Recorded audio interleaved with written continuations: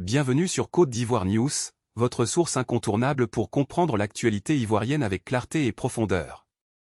Aujourd'hui, nous plongeons au cœur d'une Côte d'Ivoire en ébullition, à 3 mois de l'élection présidentielle d'octobre 2025.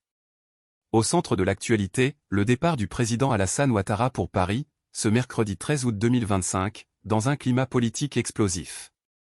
Pourquoi ce voyage? Quels enjeux pour le pays? Restez avec nous pour un décryptage captivant, digne des grands journaux télévisés.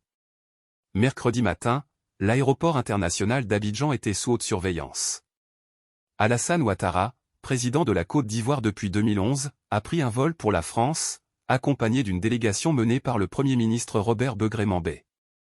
Selon un communiqué officiel de la présidence, ce déplacement s'inscrit dans le cadre de visites privées régulières en France. Mais ce voyage, présenté comme anodin, soulève des questions. Aucun agenda détaillé n'a été publié, mais des sources proches du palais présidentiel évoquent des contrôles médicaux, des rencontres personnelles, et des consultations stratégiques sur la présidentielle à venir. À l'heure où chaque décision du président est scrutée, ce séjour à Paris intrigue. À moins de 3 mois du scrutin d'octobre 2025, la Côte d'Ivoire est une véritable poudrière politique. Fin juillet, Alassane Ouattara a annoncé sa candidature pour un 4e mandat, une décision qui divise profondément. En 2020, le Conseil constitutionnel avait estimé que la nouvelle constitution de 2016 remettait le compteur des mandats à zéro, autorisant Ouattara à se représenter. L'opposition, elle, dénonce une violation de la Constitution, qui limite les mandats à 2. Ce désaccord juridique alimente une crise majeure. La situation s'est encore envenimée avec la radiation de figures emblématiques de l'opposition des listes électorales. Laurent Gbagbo, Charles Blé Goudé, Guillaume Soro et Tidjane Thiam. Ces exclusions, basées sur des décisions judiciaires contestées, ont provoqué un tollé. Le 9 août, une marche massive organisée par le Front commun PDCI-RDA et PPACI a secoué Abidjan.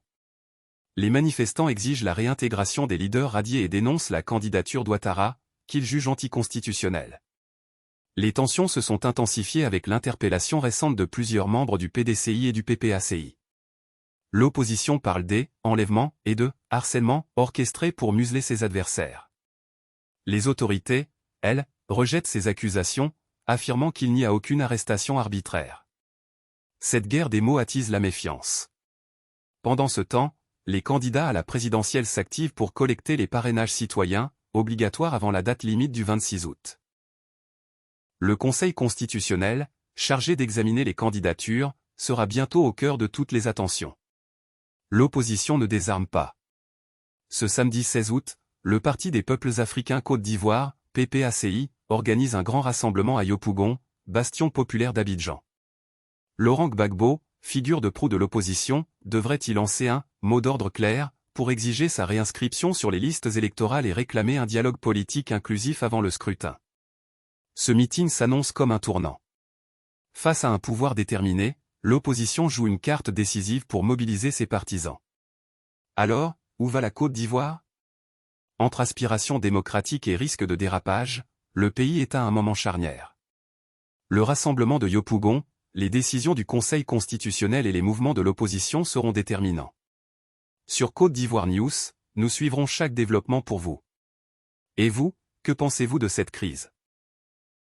Laissez vos commentaires, abonnez-vous pour ne rien manquer, et partagez cette vidéo pour faire entendre votre voix. À très vite pour un nouveau décryptage.